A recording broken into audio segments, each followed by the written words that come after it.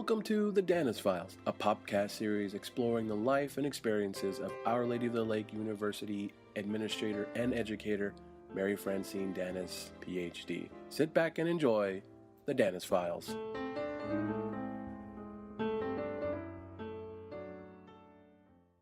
So, and since we are recording right now, just to kind of transition to the generations, I think it's very interesting for our listeners to know, whoever you are, however many you are. Whatever language you speak. Exactly. We can translate this now. Google Translate. Yeah. We are going to be speaking with Dr. Mary Francine Danis, PhD. She is the namesake of our writing center here. Mm-hmm. However, we also known as the MFD WC in our social media circles.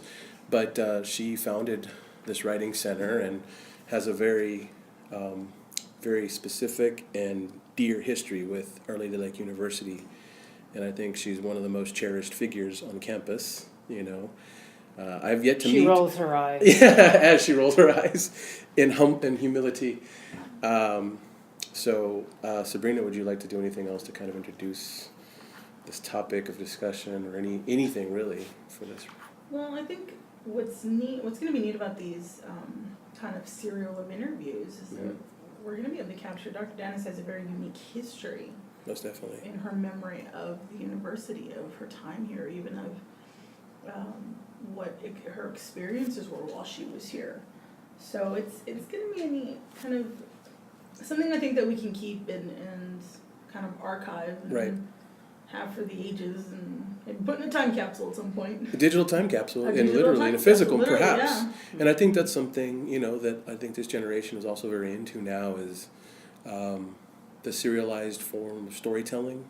And the archivist in all of us, I think. Mm-hmm. I know I'm going to start, kind of digging with my grandparents for information, for family reasons, and just to have that. So I think this is an important element of any kind of, specifically university setting, to kind of have a perspective from those founders, from people who have a very unique perspective, point of view, who have seen progress or regression perhaps, throughout the years.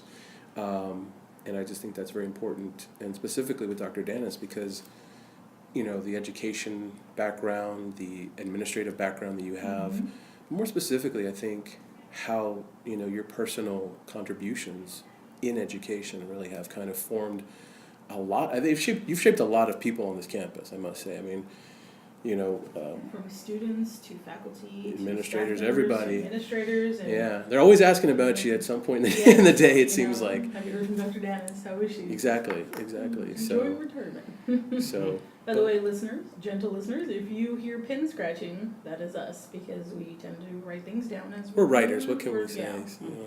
We tend to do these things. Exactly. And some of us are older than the other two, and we may forget things if we don't write them down. They don't even know the secrets of your wise storytelling abilities, Dr. Danis. There's a secret to life, listeners. Write things down. Yes. Keep Be notes. Surprised how it can change things. Keep notes. Yes. And on that note, if you will, Dr. Danis, bring us into your world, if you will, wherever you'd like to begin. Non-linear, linear. This is fun, awesome, kind of creative. Right. Probably very non-linear. Okay. Let me just start by talking about my history at Our Lady of the Lake. Awesome, great. Gracious. I've known the Sisters of Divine Providence since I was in 5th grade when my family moved from Austin to New Braunfels. Okay. And so 5th through 8th grade, Sisters of Divine Providence.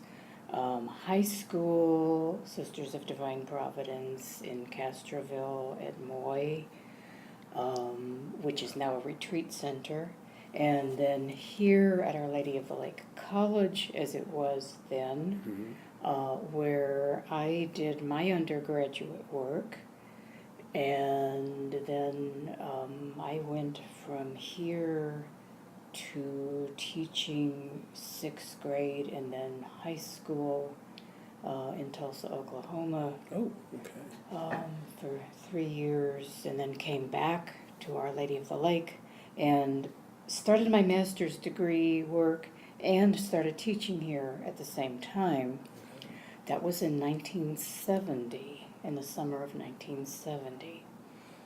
And so I taught here for a couple of years, went off to UT Austin, finished my master's degree there, came back here in the fall of 73, taught until summer of 1976, went to Michigan State for 4 years, got my doctorate there, and I'll loop back to that in a couple of minutes about why Michigan State.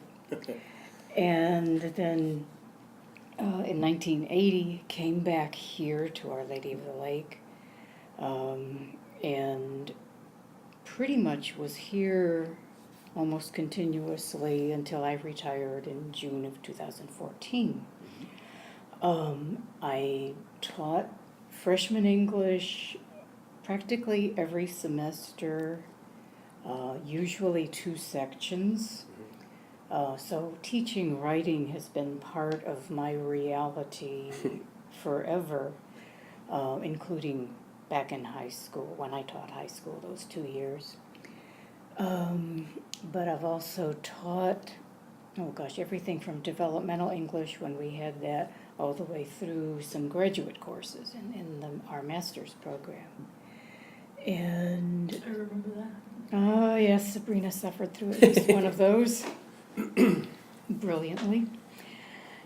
And so I taught. I served as chair of the English department for a while. Taught some more. We always taught while we were chairing. For 5 years, between 2004 and 2009, I served as Dean of Arts and Sciences. And during those 5 years, the only teaching I did was one graduate course, probably one graduate course a year. And then when I came back to Sanity and Humanity in 2009, the administration at that time had been supportive of the idea of real academic support for students. And I worked during my last semester as dean with Andrew Freeman, who was then the director of tutoring services and services to students with disabilities. And Andrew basically set up what we called the writing lab at that time. He developed training materials. He worked with English faculty to provide training for, I think we had 4 graduate students starting out, and they were recommended by the English faculty. So he ran tutoring and the writing lab. We were in the Warden School of Social Service at that time. And when the writing lab was actually in the same room as the tutoring center, academic support was pretty much all in the Warden School at that point. Different administrations, different philosophies, different ideas about ideal locations and real estate. I believe that was during the war for real estate. Oh, the war for real estate never ends. Right. Still going on. Sure.